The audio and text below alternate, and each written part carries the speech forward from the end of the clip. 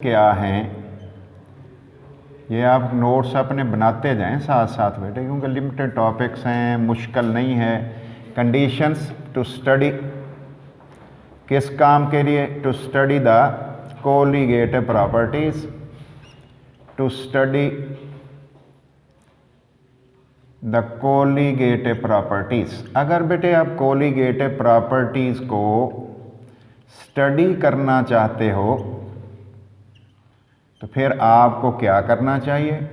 फिर उसके लिए साइंटिस्ट ने बेटे कुछ शर्तें लगा दी हुई, कोई कंडीशन लगा दी हुई हैं कि अगर ये कंडीशन मानोगे तो फिर तो ये आपको सही रिजल्ट देंगी कोलिगेटिव प्रॉपर्टीज़ की स्टडी, नहीं मानोगे तो फिर नहीं देगी। तो देखते हैं बेटे क्या कंडीशंस हैं।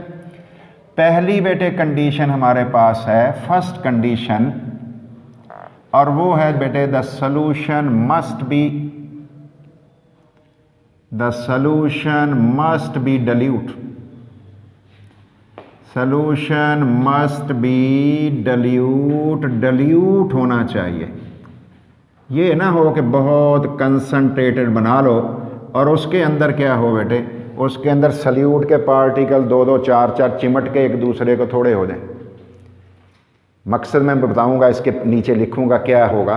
दूसरे नंबर पे क्या सूरत है, the solute must be non volatile, the solute must be, solute जिसको हल किया जाता है बेटे, मस्ट बी नॉन वोलाटाइल, उड़ने वाला ना हो। ये ना हो कि हम डालें और वो उड़ जाए और खुद ही थोड़ा हो जाए, ज़ाहिर है उड़ जाएगा तो बेटे वो तो फिर सोल्यूशन के अंदर थोड़ा हो जाएगा। तीसरे नंबर पे कंडीशन क्या होनी चाहिए, कहते हैं जी solution, the solute must be non electrolyte, solute must be non electrolyte, आयनों में भी ना बट जाए बेटे। फिर ये अगर आयनों में बटने वाला हम डालेंगे फिर बेटे नए मसले में हम फंस जाएंगे। पहले देखेंगे उसकी परसेंटेज ऑफ आयोनाइजेशन कितनी है, वो टूटता कितना है, आयन कितने बनते हैं, आयनों के ढूंढने के मसले में हम फंसे रह जाएंगे। इसलिए साइंटिस्ट कहते हैं नहीं, आप ये तीन काम करो तब बात आपकी बनेगी। अब ये सोल्यूशन पतला क्यों कह रहा है, क्यों डिल्यूट हमें कह रहा है? Every solute particle must exist, हर सल्यूट का पार्टिकल मस्ट एग्जिस्ट इंडिपेंडेंटली। मैंने लिख दिया है, ये ज़रूरी हमारी बुक में तो नहीं है लेकिन कंसेप्ट के लिए लिख रहा हूँ, मस्ट एग्जिस्ट इंडिपेंडेंटली। वो एक दूसरे की तादाद को चिमट के क्लिंग हो के बेटे ख़राब ना कर दें। हमने डाले हैं 10 मालिक्यूल तो बेटे 10 ही अंदर एग्जिस्ट करने चाहिए, अलग-अलग होने चाहिए। ये ना हो 10 जोड़ के तो 5 बन जाए, ऐसी सूरत हाल नहीं होनी चाहिए। तो ये ख्याल आपने करना है। और नॉन वोलाटाइल हो ताकि उड़ ना जाए, बेटे उड़ेगा तो सल्यूट थोड़ा हो जाएगा, उसके पार्टिकल थोड़े हो जाएंगे। और ये प्रॉपर्टीज़ कौन सी होती हैं? ये बेटे properties he number of particle based हैं, नंबर ऑफ पार्टिकल बेस्ड हैं। अब बेटे दो बातें और हमने सीखनी है, वो क्या है बेटे? एक को हम कहते हैं बेटे KB और एक को कहते हैं हम KF। एक का नाम क्या है बेटे KB और एक को हम कह रहे हैं KF। ये दोनों कौन हैं, इनके नाम क्या हैं और इनसे फ़ायदा हम क्या लेते हैं? एक को कहते हैं बेटे KB और ये जो KB होता है ना बेटे, इसको हम कहते हैं molal boiling point constant, molal boiling point constant, molal boiling point constant इसका नाम है। और इसको कहते हैं बेटे molal freezing point constant. Short question, freezing point constant, freezing point constant इसको कहते हैं। और मोलल बेटे बॉइलिंग पॉइंट कांस्टेंट उसको कहते हैं। तो KF हो गया और कौन हो गया बेटे? KB हो गया। KB जो है इसको बेटे हम अबिलियोस्कोपिक कांस्टेंट भी कहते हैं। इसका और नाम बेटे क्या है? अबिलियोस्कोपिक कांस्टेंट, अबिलियोस्कोपिक कांस्टेंट भी इसे कहते हैं। और बेटे ये वाला जो लिख रहा हूँ इसे बेटे क्रायोस्कोपिक कांस्टेंट भी कहते हैं, क्रायोस्कोपिक कांस्टेंट भी कहा जाता है। इसका मतलब है ये दो चीज़ें भी बड़ी अहम हैं बेटे, और ये दोनों चीज़ें क्या डिसाइड करती हैं बेटे, इनकी वैल्यूज़ क्या बताती हैं हमें, इनकी वैल्यूज़ हमें क्या समझाती हैं, इनको भी हम अभी लिखेंगे भी, और इनकी कुछ वैल्यूज़ भी हम देखेंगे बेटे, इनकी कुछ वैल्यूज़ भी हम देखेंगे। व्हेन 1 मोल, जब बेटे 1 mole of non volatile, comma लगा के, non volatile non electrolyte, non electrolyte बेटे सल्यूट इज एडेड, सल्यूट डाल दिया जाए, किसके अंदर डाल दिया जाए, in 1 kilogram solvent, 1 kilogram solvent में, then solution is called, solution को कहते हैं 1 मोलल सॉल्यूशन, 1 मोलल सॉल्यूशन उसका नाम रखते हैं। इन 1 मोलल सॉल्यूशन, 1 मोलल सॉल्यूशन में the increase in boiling point, increase in boiling point of solvent, boiling point of solvent is called, उसका नाम बेटे हम रख देते हैं, is called, क्या नाम रख देते हैं, मोलल बॉइलिंग पॉइंट कांस्टेंट, उसका नाम मोलल बॉइलिंग पॉइंट कांस्टेंट और अबिलियोस्कोपिक कांस्टेंट इसका नाम रख देते हैं। किसका, 1 मोलल सॉल्यूशन का बेटे, 1 मोलल सॉल्यूशन का नाम ये हम रख देते हैं।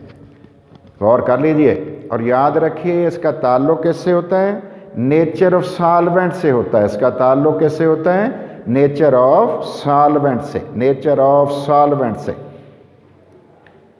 ठीक है बेटे, और याद रखने की बात क्या है, और बेटे इट्स द वैल्यू ऑफ के, वैल्यू ऑफ के बी की जो वैल्यू होती है डिपेंड ऑन, इसका ताल्लुक होता है, डिपेंड ऑन इसका ताल्लुक होता है नेचर ऑफ सॉल्वेंट से, नेचर ऑफ सॉल्वेंट से इसका ताल्लुक होता है।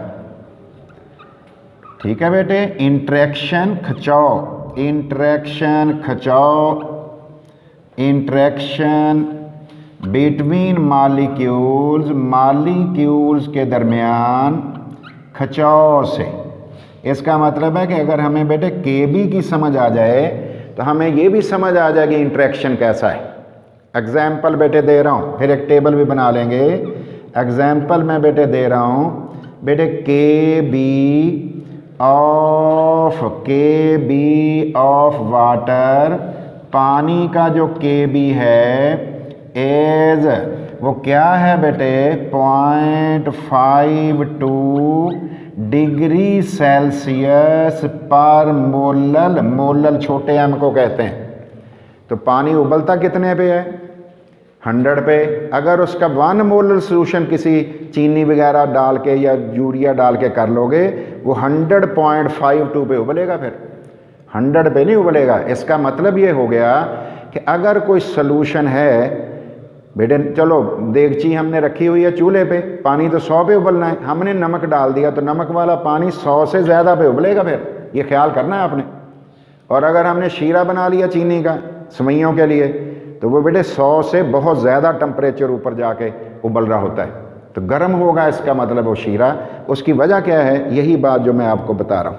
आगे चलते हैं बेटे, ये मैंने वैल्यू लिख दी, किस पे डिपेंड करता है, इसका मतलब सल्यूट पे थोड़ी डिपेंड करता है, हम तो कह रहे हैं सॉल्वेंट पे करता है। इसका आपने ख्याल करना है, ये सबसे ज़्यादा एमसीक्यू में आएगा कि ये सॉल्वेंट से ताल्लुक़ इसका होता है या सल्यूट से। सल्यूट से कोई ताल्लुक़ नहीं है, सॉल्वेंट से ताल्लुक़ है। अगर मैं ईथर ले लूँ, आपके पास ईथर की वैल्यू ले लूँ तो 2.16 डिग्री सेल्सियस का फ़र्क बढ़ जाएगा। ईथर ले लूँ अगर ईथर, और अगर बेटे मैं ले लूँ एसिटिक एसिड 3.07 का फ़र्क पड़ जाएगा, और अगर इथेनॉल ले लूँ 1.75 का फ़र्क पड़ जाएगा, और अगर बेटे मैं बेंजीन ले लूँ तो 2.70 का फ़र्क पड़ जाएगा। तो इसका हर एक का अलग होगा। फिर तो आगे चलते हैं बेटे, सब कुछ यही लिखना है। व्हेन, सब कुछ वही लिख रहा हूँ, ज़रा देखना बेटे, आप भी खुद रिपीट कर लो। व्हेन 1 मोल ऑफ, जब 1 मोल में ऑफ नॉन वोलाटाइल, चीनी वगैरह, non volatile, non electrolyte, non electrolyte solute is added, non electrolyte solute डाल दिया जाए, ऐड कर दिया जाए। किस में ऐड कर दिया जाए? In 1 kilogram solvent. मैं बेटे ये तो नहीं कह रहा 1 किलोग्राम वाटर, मैं तो कह रहा हूँ 1 किलोग्राम सॉल्वेंट में डाल दिया जाए। फिर क्या बन जाता है? Then the solution is called, फिर सॉल्यूशन को क्या कहते हैं? देन सॉल्यूशन इज कॉल्ड, इस सॉल्यूशन को बेटे कहते हैं 1 मोलल सॉल्यूशन। एक बेटे मोलर भी होता है, वो हमने पढ़े नहीं है। 1 मोलल सॉल्यूशन, क्योंकि वो पेज मिस कर दी है ना स्मार्ट सिलेबस में, इसे 1 मोलल सॉल्यूशन हम कहते हैं। इन 1 मोलल सॉल्यूशन, एक 1 मोलल सॉल्यूशन में, इन 1 मोलल सॉल्यूशन, 1 मोलल कह रहा हूँ बेटे सॉल्यूशन में, मोल किलोग्राम सॉल्वेंट में, उसको मोलर कहते हैं, मोलल कहते हैं।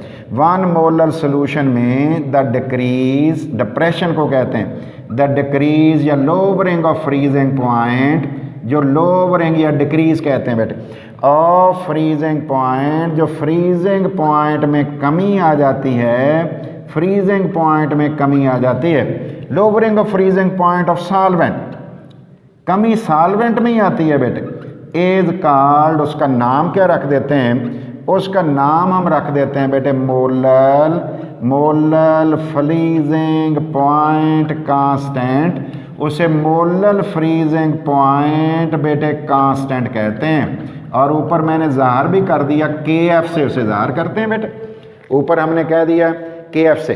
The value of KB, the value of KF, यही फिक्रे भी मैंने सेम ही रखे हैं। वैल्यू ऑफ KF कह रहा हूँ, KF डिपेंड ऑन, वही लफज भी वही बेटे, डिपेंड ऑन, किस पे डिपेंड करता है? नेचर ऑफ सॉल्वेंट से। पहली बात मैंने क्या लिखी है? नेचर ऑफ सॉल्वेंट से उसका ताल्लुक है। दूसरे नंबर पे क्या लिखा है? इंट्रैक्शन, खिंचाव से है, इंट्रैक्शंस, इंट्रैक्शंस किसके साथ इंट्रैक्शंस हैं? इंट्रैक्शन बेटे ऑफ, इंट्रैक्शन बिटवीन मालिक्यूल्स, ताकि लफ्ज़ भी ना बदले, मैंने वही लिख दिया बिटवीन मालिक्यूल्स। तो फिर बेटे मालिक्यूल के दरमियान खिंचाव चेंज होगा बेटे, वेपर प्रेशर में तब्दीली आएगी, वेपर प्रेशर में तब्दीली आएगी तो फिर क्या हो जाएगा? फिर हमारे पास बेटे KF में फ़र्क पड़ जाएगा। तो एग्जाम्पल क्या हो गई? वाटर की दे लेते हैं एक, बाकी खैर आपको मैं बता देता हूँ, वो कर लेना। एग्जाम्पल बेटे, एग्जाम्पल हमारे पास है बेटे KF of water, KF of water, पानी का जो KF होता है एज कितना होता है? 1.86 डिग्री सेल्सियस पर M मोलर। ठीक है बेटे, 1.86, इसको -1.86 भी लिखने की ज़रूरत नहीं होती वैसे माइनस, लेकिन लिख देते हैं। बेटे बताओ जी, पानी अगर फ्रीज़ करें तो कितने पे होता होगा? पानी अगर फ्रीज़ करें तो कितने पे होता होगा? पानी को फ्रीज़ करें तो 0 पे होता होगा ना बेटे, पानी 0 पे होगा ना फ्रीज़ बेटे। तो लेकिन अगर अब आप एक मोलल सॉल्यूशन बना के करोगे तो फिर होगा -1.86 पे, -1.86 पे। और अगर आप बेटे करोगे ईथर को, वो अपने फ्रीजिंग पॉइंट से 1.79 डिग्री नीचे जाएगा। और अगर करोगे बेंजीन को 5.10 बेटे डिग्री सेल्सियस पर मोलर नीचे जाएगा। तो फिर देखो मैं सॉल्वेंट का नाम बदलता जा रहा हूँ तो वैल्यू बदलती नहीं जा रही बेटे, उसकी वैल्यू को बदलते जा रहे हैं। आगे चलते हैं बेटे। अब ये दो चीज़ें तो बड़ी अहम है बेटे, इसको तो आपने बड़ा ख़ास करना है क्योंकि ये तो समझ के लिए भी ज़रूरी है, मजबूरी भी है। और बेटे बाकी इसको लिखना बड़ा ही आसान है और इसके यूनिट वूनिट आप बना ही लोगे। और इसका एक टेबल है आपकी बुक में, तो आपने वो टेबल खुद बना लेना है। उसमें मुख्तलिफ सालवेंट का KB और KF की वैल्यूज़ दी हुई हैं, खुद बना के उसको तैयार कर लेंगे जितने हो सकें इजीली। ज़रूरी नहीं वाटर तो करना ही करना है, बाकी 2-3 और कर लें, 2 कर लें, आपकी मर्ज़ी पे होगा। अब नेक्स्ट टॉपिक बेटे हम स्टार्ट कर रहे हैं कोलिगेटिव प्रॉपर्टीज़ वाला, वो है बेटे lowering of vapour pressure. Lowering of vapour pressure ये हम शुरू कर लेते हैं बेटे। Lowering of vapour pressure, lowering of vapour pressure को हम अभी सीखेंगे कुछ काम बेटे। पहले तो मुझे बेटे एक कंसेप्ट आपको बताना है, मैं वो ऊपर लिखने भी लगाऊं। कंसेप्ट मैं ऊपर लिख भी रहा हूं और उस कंसेप्ट को हमने पहले क्लियर कर लेना है, फिर हमारा मसला इंशाल्लाह हल हो जाएगा। देखते हैं क्या बेटे।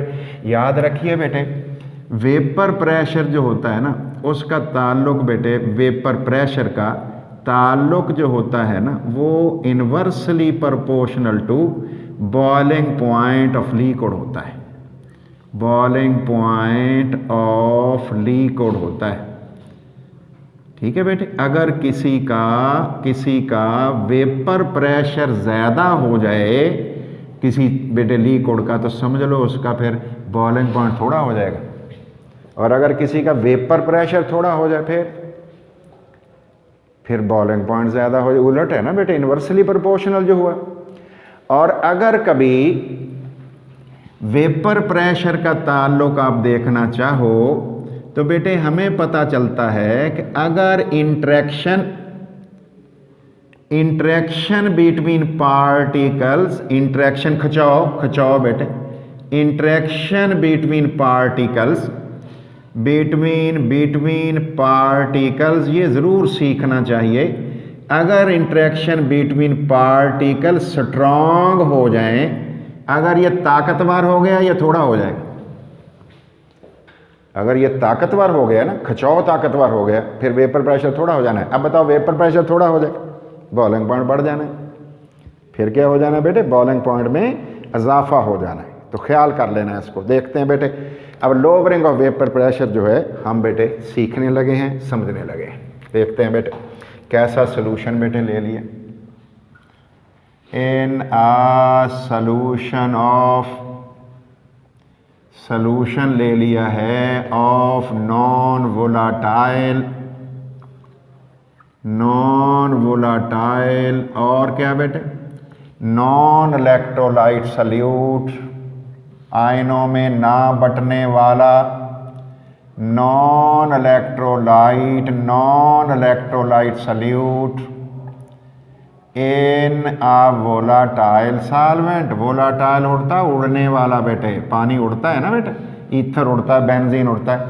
वोलाटाइल सॉल्वेंट में कॉमा लगा रहा हूं, the vapour pressure of solvent in solution, solvent का vapour pressure VP of solvent in solution decreases, solution के अंदर कम हो जाता है। This decrease in vapour pressure, this decrease in vapour pressure of solvent in solution, solvent in solution, solvent in solution, solvent in solution is called, इसी को बेटे हम कहते हैं लोअरिंग ऑफ वेपर प्रेशर, इसी को लोअरिंग ऑफ वेपर प्रेशर के नाम से लिखा जाता है। इट इज रिप्रेजेंटेड बाई, इसे बेटे जाहिर किया जाता है बाई, किससे जाहिर किया जाता है, डेल्टा लिख के साथ P लिख दिया जाता है। तो ये डेल्टा P का मतलब लोअरिंग ऑफ वेपर प्रेशर है। डेल्टा P का मतलब क्या है बेटे, लोअरिंग ऑफ वेपर प्रेशर। अब जरा गौर करें, मैंने क्या किया बेटे, 2 बीकर बना रहा हूं। ये पहला बीकर बना दिया। इस बीकर के अंदर बेटे हमने पार्टिकल डाले हुए हैं, खालस सालवेंट है, खालस प्योर सालवेंट है बेटे, सालवेंट खालस है। इसके अंदर सिर्फ सालवेंट है और सालवेंट के वेपर प्रेशर को क्या कहते हैं, P0। और जब इसके मैंने वेपर देखे बेटे, ये देखोगा कितने के वेपर है, ये तो ज़्यादा वेपर बना रहा है। और अब मैंने क्या किया, अब मैंने सलूशन बना दिया बेटे, क्या किया है, सलूशन बना दिया है। जब हमने सलूशन बना दिया तो बेटे बताओगा सलूशन के अंदर क्या सल्यूट डालते हैं, सलूशन के अंदर सल्यूट तो होता होगा फिर बेटे, और अगर सल्यूट होता होगा तो सल्यूट सॉल्वेंट के दरमियान कोई इंटरेक्शन भी होती होगी। ये देखो बेटे मैंने ये सिर्फ एक कलर अंदर डाला, ये देख लें, एक कलर ही डाला है बेटे। और इसमें देखो मैं क्या कर रहा हूँ बेटे, इसके अंदर मैंने रेड वाला कलर तो सॉल्वेंट वाला डाला ही, या ज़्यादा होता है ना हमेशा सॉल्वेंट, लेकिन बेटे साथ मैंने क्या डाल दिया, साथ मैंने ये भी डाल दिया। ये कौन है बेटे जो ब्लैक वाले हैं, ये असल में बेटे सल्यूट के पार्टिकल हैं। अब खिंचाव ज़्यादा हुआ, जब खिंचाव ज़्यादा हुआ तो ज़रा देख के देखेगा बेटे वेपर की तादाद कम हो गई या ज़्यादा हो गई। ऊपर देखो मैंने वेपर भी बनाए, नुक्ते से लगाए हैं। लेफ़्ट साइड वाले में वेपर ज़्यादा हैं, राइट वाले में वेपर की तादाद कैसी है बेटे, थोड़ी। इसका मतलब है जब आप सल्यूट को सॉल्वेंट के अंदर डालते हैं तो बेटे सल्यूट सॉल्वेंट के दरमियान खिंचाव पैदा होता है। खिंचाव पैदा होने के नतीजे में क्या हो जाता है, वेपर कम बन रहे होते हैं। इसका मतलब यह हुआ कि P0 एट गिवन टेम्परेचर पे बड़ा होता है, P0 गिवन टेम्परेचर पे बड़ा होता है, और P vapour pressure of solvent को कहते हैं, सोल्यूशन को, सॉल्वेंट इन सोल्यूशन को, वो छोटा होता है। P0 बड़ा मैंने लिखा है, देखो बेटे टेम्परेचर सेम है दोनों का। इसका मतलब है जब इंट्रैक्शन डेवलप हो जाएगी तो उसके नतीजे में बेटे क्या हो जाएगा, गौर कर लो। फिर बेटे वेपर कम बनेंगे, वेपर कम बनेंगे तो उसके नतीजे में फिर क्या हो जाएगा, फिर हमने कहा कि उसके नतीजे में वेपर प्रेशर में कमी आ जाएगी। तो लिख रहा हूँ बेटे, फिक्रा तो लिख रहा हूँ, कंसेप्ट के लिए लिख रहा हूँ, लेकिन ज़रूरी नहीं बोर्ड में आप लिखो इन सॉल्यूशन, सॉल्यूशन के अंदर, ये मैंने सॉल्यूशन लिख दिया, फिर आगे लिख देता हूँ। सॉल्यूशन के अंदर क्या होता है बेटे, इंट्रैक्शन, खिंचाव किसके दरमियान, इंट्रैक्शंस बिटवीन दो चीज़ों के दरमियान, बिटवीन सल्यूट के दरमियान and solvent particles, solute solvent particle increase. Particle जो हैं, पार्टिकल्स बेटे इंक्रीज हो जाते हैं, सो वेपर प्रेशर डिक्रीज, इसलिए वेपर प्रेशर में कमी आ जाती है। वेपर प्रेशर में डिक्रीज हो जाती है। जिस डिक्रीज को ही तो डेल्टा पी कह रहे हैं, इस डिक्रीज को तो हम डेल्टा पी कह रहे हैं। अब देखते हैं बेटे इसकी एक्सप्लेनेशन, वजाहत करने लगे। और बेटे इस वजाहत में कुछ बातें आपके सीखने की हैं, ख़ास तौर पे उन बातों को हम थोड़ी कोशिश करेंगे कि आपको बेहतर अंदाज में समझ आ जाए। बेटे एक्सप्लेनेशन में गौर करो बेटे, क्वांटिटेटिव रिलेशनशिप हमें मिल जाएगा वेपर प्रेशर के दरमियान और बेटे मोल फ्रैक्शन के दरमियान। A quantitative relationship,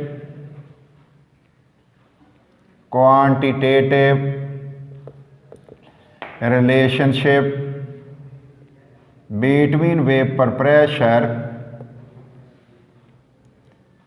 between delta P, lowering in vapor pressure, and mole fraction of solute, mole fraction of solute is given by Raoult's law। आपने Raoult's law पढ़ा हुआ है, given by Raoult's law, मैं लिख रहा हूँ Raoult's law, इसने हमें ये रिलेशनशिप दिया हुआ है, क्वांटिटेटिव रिलेशनशिप दिया हुआ है।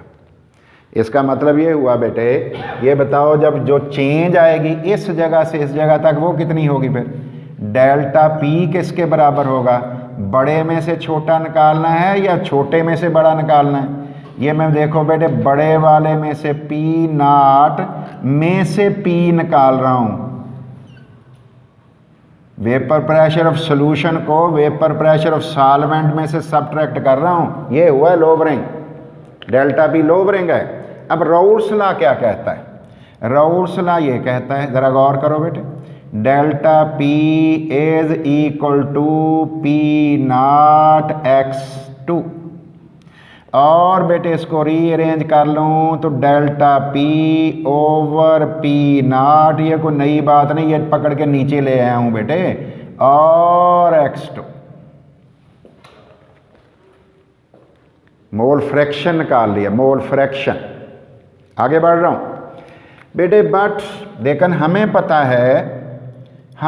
है कि x2 जो होता है ये मोल सल्यूट के डिवाइडेड बाई बेटे सॉल्वेंट के मोल और सल्यूट के मोल को सम करके डिवाइड करोगे तो ये मोल फ्रैक्शन का जवाब आएगा।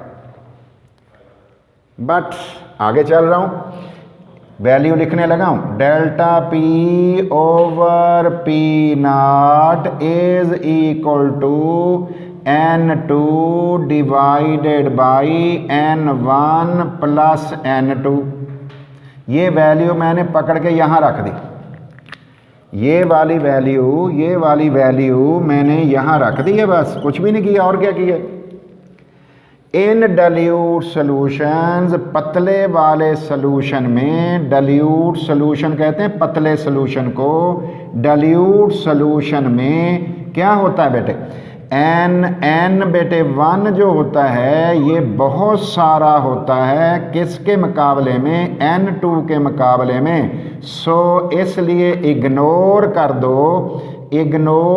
दो बेटे N2 किस में? एक दफ़ा फिर कि ये डेल्टा P और P नॉट x2 हमारे पास है, और ये मैं P नॉट नीचे ले गया हूँ, क्लियर कर लें।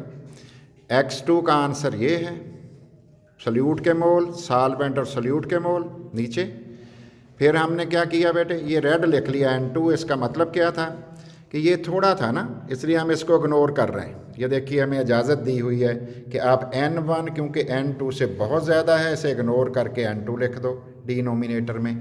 हमने लिख दिया, ये देख लीजिए बेशक, ये देखिए। फिर हमने क्या किया बेटे, N2 की जगह W2 ओवर M2 लिख दिया, और N1 की जगह W1 ओवर N1 लिख दिया। गौर कर लें, दोनों जब वैल्यूज़ हमने बेटे पुट कर दी हैं तो फिर बना है हमारे पास delta P is equal to W2 M2 divided by W1 M1। फिर हमने डेल्टा P और इसको रीअरेंज कर लिया, और आखिर में हमने M2 पता कर लिया। बेटे M2 क्या था? गौर करो, आखिर में लिखा हुआ है, क्या है बेटे? ये लिखा हुआ है मोलर मास ऑफ सल्यूट। फिर आगे बेटे लिखा है P नॉट का है वेपर प्रेशर ऑफ सॉल्वेंट, और डेल्टा P का मतलब क्या है? Change in vapour pressure. W2 mass of solute, M1 molecular mass of solvent, और बेटे W1 मास ऑफ सॉल्वेंट। अगर ये चीज़ें हमें मिल जाएं तो हम molecular mass of unknown solute, molecular mass of unknown solute, ये मॉलिक्यूलर मास कौन सा बेटे? ये वाला जो मॉलिक्यूलर मास हमारे पास है, अननोन सल्यूट भी फाइंड आउट कर सकते हैं, पता कर सकते हैं। ठीक है बेटे, थैंक यू जी।